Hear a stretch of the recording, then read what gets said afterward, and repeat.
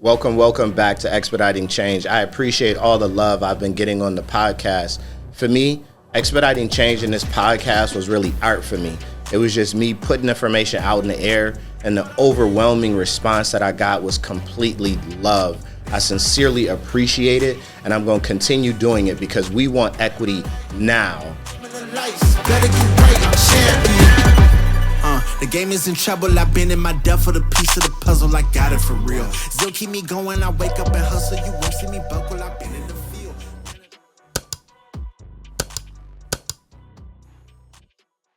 Welcome back to Congressional Black Caucus, Expediting Change live, here with my guy Sam. I am ready to get it in with our next guest. This has been absolutely bananas and amazing all at once. I can't tell you how many podcasts we have done straight back to back to back, but when you pray for something and it comes to you, you got to be ready for it. So our guest is here. It's not about me. It is about her. So we're going to get right into it and start with introductions. Well, thank you for the warm introduction. My name is Mary Robinson Carter. I'm a financial advisor at Merrill. I'm a vice president there, and I'm the president of the Women's Exchange. I'm also on the African American Leadership Council of Merrill. And I've been an advisor for a little over 6 years. An advisor. So when I met Mary, one of the first things I said was, well, I don't remember exactly what I said because I said a whole lot of things, but it might have been an email. My advisor fired me a long time ago, and I thought I did well for a little while, and then things kind of got stale and stinky, and I needed to come back. But I say that to say as context for, like, how do you feel when somebody talks about that? Like, what do you tell people when it's like, I don't need an advisor? Like what do you do? Is that like a cringing moment? First off, she just rolled her eyes. She did? See that? Yeah, I caught it. Rewind it, though. Yeah. I'm going to I rewind it. it. It's on camera. So But that's that means she's ready for the podcast. Yeah, then. that means when somebody says, I don't need an advisor, she rolls her eyes. Let me tell you why you need an advisor. But first, I want the feeling, though. Yeah, I mean, the feeling is an eye roll. Because I think that that's coming from a place of, overconfidence, right? So I think sometimes, I forgot what the principle's called, but when you start learning something, right, in the beginning, you get very confident that you know a lot or almost all there is. But then once you actually start mastering the topic, you realize that you don't know anything, right? And then there's a lot to learn. Did she just say, I don't know nothing? So, I'm not saying that, but what I am saying is that it's a fact that people that have a financial plan, their success rate goes up 85%. I like that. In terms of accomplishing their goals. So if you want to actually be successful and execute in terms of whatever it is your goal is, and you don't have a financial plan, then how bad do you really want it? Because it's the odds are against you at that point. So that would be my rebuttal. If you think that, you don't need one, you probably do in some capacity.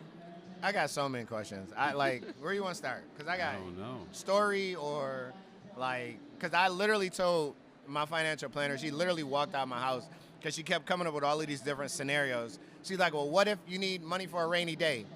I was like, well, I have cash stash and I could sell some stock and it comes right to me. I don't have to wait that 3 days. She's like, what if your hot water tank blows through your roof? I was like, I have American Home Shield. And I thought every answer.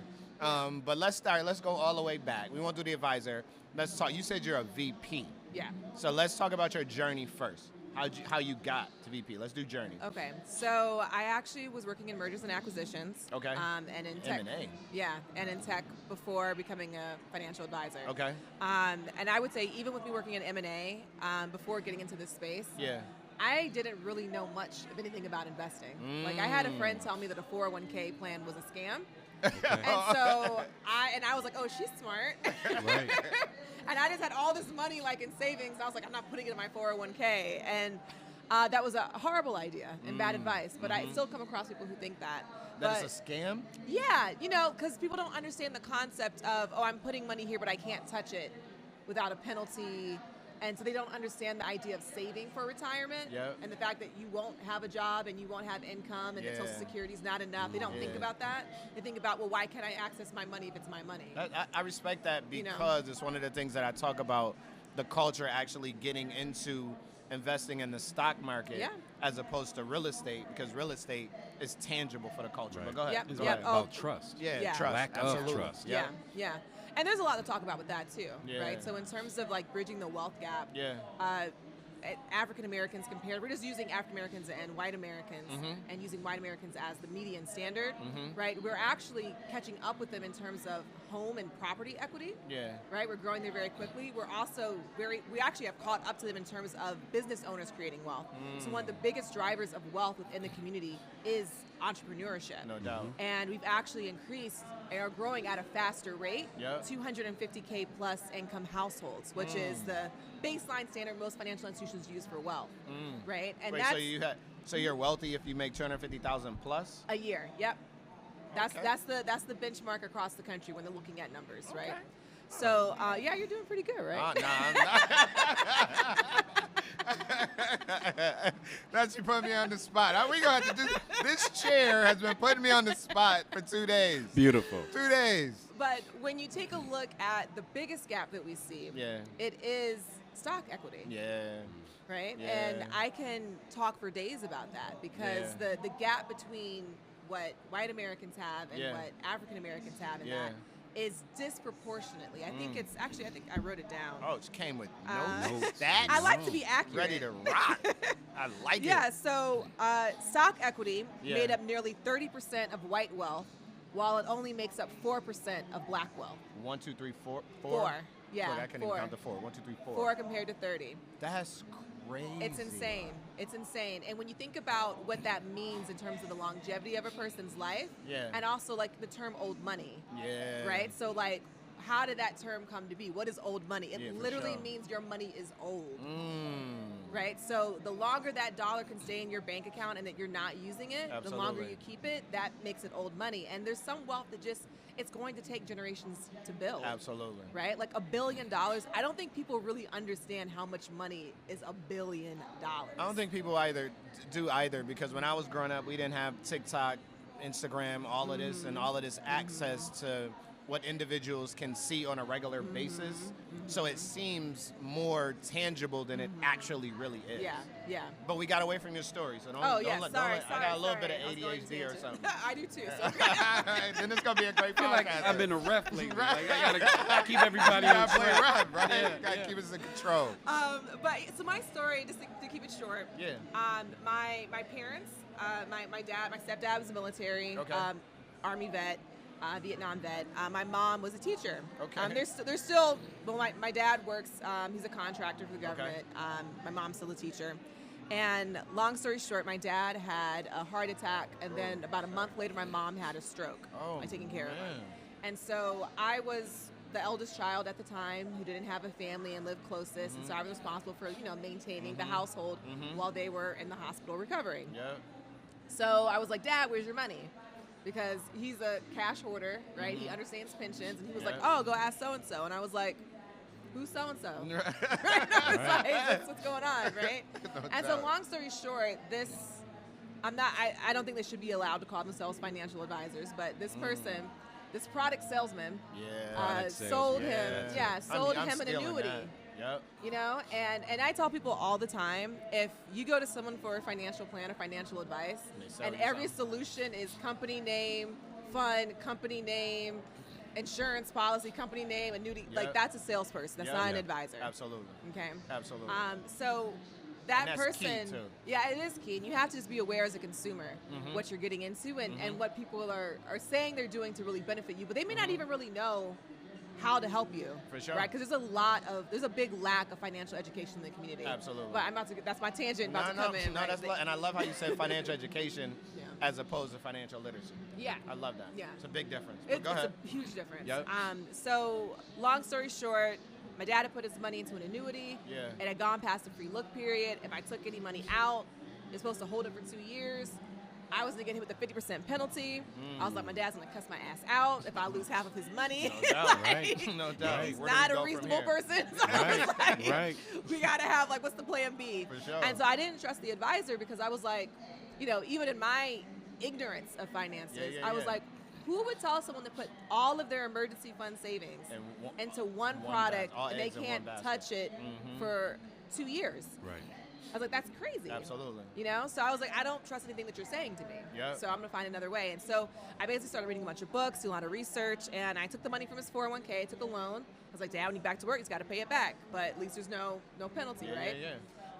And then from there, you know, I just really was studying and reading a lot about finances. And long story short, I'd made a career change. That's what I'm talking about. So self-taught, jumped into the business based off family, essentially trauma. Based off family trauma. Because I mean, the thing is, and my clients, like I think I have the privilege of being able to pick people that I want to work with, and I genuinely care about my clients. That's like dope. I don't want to work with someone that I don't like. I love that, to be in a position where you can choose who you deal with. Yeah, I love that. And I care about them. Like I know about my clients' families. I know when they get sick. I know, like, I mean, I have a client. He and his wife were my clients. Like one of my first set of clients. Yeah. His wife passed away. Every Valentine's Day, I send him a gift. Nice. Like he's really like he's like a grandfather to me at this love. point, you know. And like it's when you care about people and you're looking out in their best interest, it all comes full circle. And for me, it was I knew this person did not genuinely care about my family. He was thinking about himself, and it put me in a tough situation when I should have just been focused on the care of my parents. Absolutely. You know, and so I was like, I don't want anyone else to go through that. Right. Absolutely. So when you start working with your clients, what do you see as like the top 3 mistakes they've made? Get your pen and paper out. Yeah. Top 3 mistakes. I would say not having clearly defined goals. What does that mean? Explain that. Yeah, great question. So not really understanding what it is that they're trying to do. Okay. Right? So not understanding, okay, like I want to retire someday, but I don't really know when. I don't really know how much money I need in retirement. I don't know like where my sources of income are going to be coming from.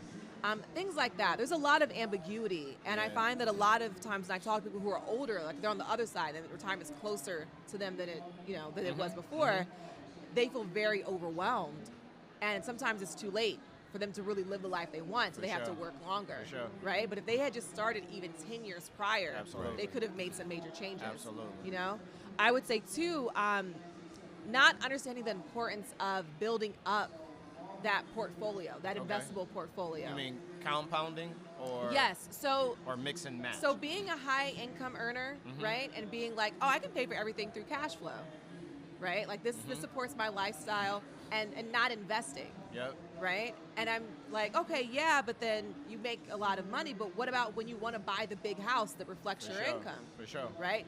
Now maybe you can't put 20% down, which now puts you with PMI. So now you're paying like higher interest. And these are the little things that impact the wealth gap. Absolutely. You know what I mean? And there's a lot of like structural policies and like benefits and stuff in place for people who do have these larger nest eggs that people just don't think about. Okay. And so that's one thing, just, hey, you need to start investing. Like, I'm glad you have like the real estate and the property, but at the end of the day, you can't take that house and go buy groceries or medicine with it when you're in retirement, right? Sure. You'd have to extract the money from it, which is a whole process, right? Absolutely. And then I would say the third thing is being too conservative or being too risky. Okay. Right, so not having the proper asset allocation. Did so you sometimes look at me when you said too risky? No, because I'm single stock exposure all day, boy. But I'm coming out of that. Go ahead. Go ahead. So when you have portfolios, some people are very afraid of the market, and so they put everything in like cash, right? You're not gonna get wealthy through saving. For sure. Right. Like it's just not gonna happen. It's impossible.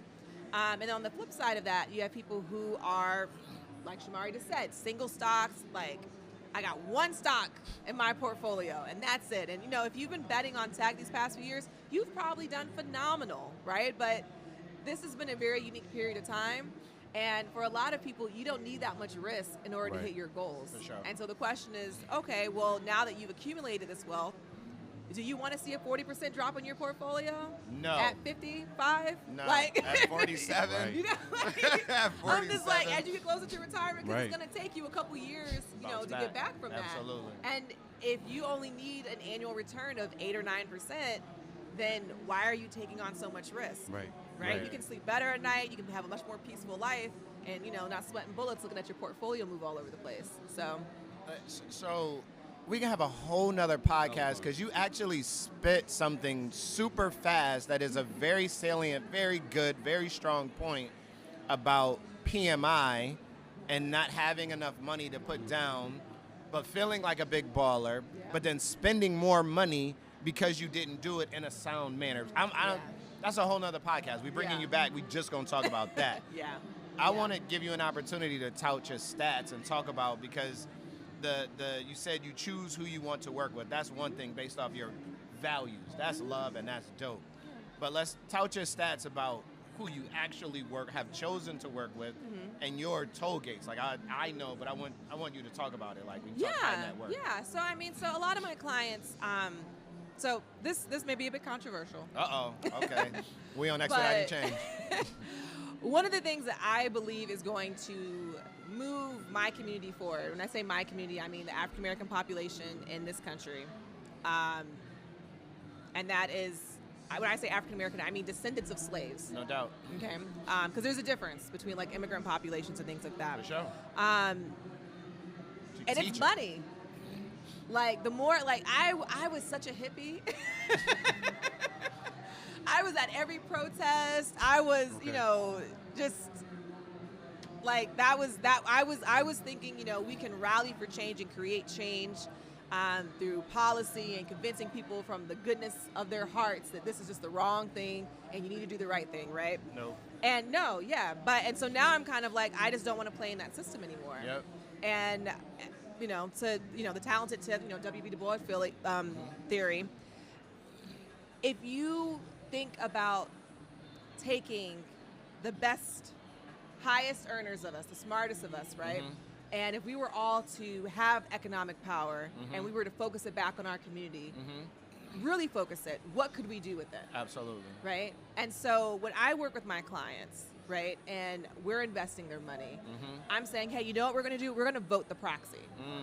Right? So we're going to vote all across all the DEI initiatives as shareholders of these companies. We're going to buy single stocks, and you're actually going to have a say in what's going on. Absolutely. That's a real way that you can create change. I love it. Right. I love it. Right? So, like, and there's actually, I can talk about case studies on that, where, like, for Home Depot, for example, there was an initiative by this one institutional manager that was focused on creating social change and getting more diversity on boards. And they had so institutional managers manage large endowments, very large, asset portfolios, right? So they had, like, $50 billion, right? And they said, in all of our portfolios, we're buying 3% of our shares in Home Depot. And when it's time to vote, we're going to say we need more diverse leadership on the board. Love it. In 2 years, they created change. Love it. Wow. Money equals power. Exactly. Period. Exactly. Whether we like it or not. Exactly. So, I try and do things like that with my community, with my clients. And then also, too, I help them understand, well, hey, here's how you could actually give back in a more tax-efficient way. Absolutely. Right? And so you want to give, X amount to these organizations. Well, let me show you how you can use that money that you're getting in terms of a stock award and actually give that money away and it not cost you anything in taxes, and you get a write-off. And so now that's more money coming back to you and your family. And you can tell them to give it to Equity Now Inc. You can find us at equitynowinc.org. We will take it. We have 900 scholars. I cut you off. Go ahead. No, it's perfect. That's perfect. Seriously. So I'm on a board. And I do that with I'm on the board for Cocoa Coalition. Yeah. It focuses on the mental well-being and also providing mental health resources to Black families, targeting Black women, right? And we also give out scholarships to African American women that are going into mental health fields, right? So people that are going to be social workers, people that are going to be therapists, right? It's not a high-earning field. But it's a lot of student loan debt. Yeah. So anything we can do, because we need more of those people in our, in our spaces. Absolutely. So when I get my executive comp, I put that right in there, right? And so there's things you can do, and when I focus on she snuck clients, in when she get her executive comp. I was. Did she think we were gonna? I was Go. Oh. Okay, go ahead. But that's things that people can do, right? So I work with a lot of executives, right? I work with a lot of people in the startup world, in tech, and I also work with a lot of entrepreneurs. Those are kind of my core clients. Average net worth is around $1 million. But I also spend a lot of time with entrepreneurs who are just starting and don't have that, but they may have that in their business, for sure, right? And they're trying to draw it out, and I help them come up with strategies for that. Dope. And then I also do a lot of work. Like I really won't turn anyone down if I think I can help them. Yeah. But I do a lot of work with women who are recently out of jail. And I do financial planning for them. I do it for free, and I help manage their portfolios. We need a Musa connection, right? Dr. Chaku. Yeah, we got a connection for you. Okay, yes. cool. Yes. Cool. Go ahead, I'm sorry. And I also do it for women that are battered and looking for their own financial independence. So women that have come out of domestic violence situations and women who are newly released from jail. I do that work with another nonprofit. Okay. We got maybe about 4 minutes left. Anything you want to touch on? Because, I got hundreds of I'm questions. all over the place. I went from diversification to allocation to someone just starting out. What advice or tips you would give them when they don't have the net worth of your typical client? So what advice would you give someone just starting out? Just start. Yeah. Just start. So I would say one of the things that's very important is that you cannot out-invest a bad cash management strategy. Okay. So which includes having a budget. Yes, and people hate that word. They hate that word budget, but it is so important. It is so important because that's how you get back into debt. You pay off a credit card, and then the next month you go and run it back up. That's not helping you, right? And so understanding what it means to really live below your means. Ooh, that's so hard, right? What does that mean? And sometimes it doesn't look good. Like I've had to have conversations with people because people be like, "Oh, they think I know what I make, whatever," and I'm like, "That's fine, but it's not in the budget for me." Ooh. Right? Like your priorities are not my priorities. No, that's a fact. And sometimes I think you see this particularly with people who have sudden wealth. Right, where people know, right? So like I have a couple like athlete clients, right? And they'll get their contracts, and there's a difference between the money they actually have and the money that people think they have. That's right. Yeah. Right, and so there's an expectation now. You go out to dinner, and people are like, "Oh, you're paying," right? And it's like, you don't really know how much money they have, right? Like, or how it's paid out over the next 5 to 10 years. Absolutely. But then when you feel like you have to live up to that, right, then you start the draining of it. Yep. And did you even know too, right? So if you take a look at using African Americans and white Americans, a white college grad, 20 years after they graduate from college, their net worth has increased, right? It's expected, right? If you look at a black college graduate, right, doesn't matter what degree, just cross the median, over 20 years after they graduate, their net worth has not. Wow. It's actually decreased. I was going to say, why is that? The same or decreased? It's debt. It's decreased. That's terrible. And a lot of that is because it's the community that you're in, right? So if you're the most successful person in your family or in your group of people, right, they're going to ask you for money, and you're going to give it to them. Yeah. You're going to help. Yeah. Right? We have this, what is it, Umoja? It's the community aspect that's strongly embedded in our culture, right? That's just who we are from the continent, right? Like from the motherland, right? That's just how we function, right? It's all of us in it. So, and that is something that you have to work against. And so when I talk to people about budgeting, it's like you can't help everyone until you help yourself. Ooh. Right? And the more wealthy that you get, that gives you a bigger hammer that you can yield to fix things. That's right. You can create jobs for your friends, That's right? You can contract them out. You can help pay for them to go to school, whatever it is that you want to do, right? Yep. You can do more when you have more. Absolutely. But if you keep operating on this like scale of 500 here, 1,000 here, you're just hurting yourself. Absolutely. So you can do more if you have more. Money is not the root of all evil. People are evil. You can make a lot of money and still be a good person if you choose to. Yep. But you have to get off the couch, and as Mary said, just start now. This has been Expediting Change at CBCF, giving you the knowledge about financial education, not just financial literacy, because we are going to be billionaires. We are going to create generational wealth, and then make sure with that activism that we move into advocacy with the power of money to change the plight of multiple generations from my family and yours. Let's go. Expediting Change on YouTube. Expediting Change. We love you. This ain't no regular thing. I came for the ring. You know what I mean. I shoot my shot and it's clean. This is my city, yeah, this is my team.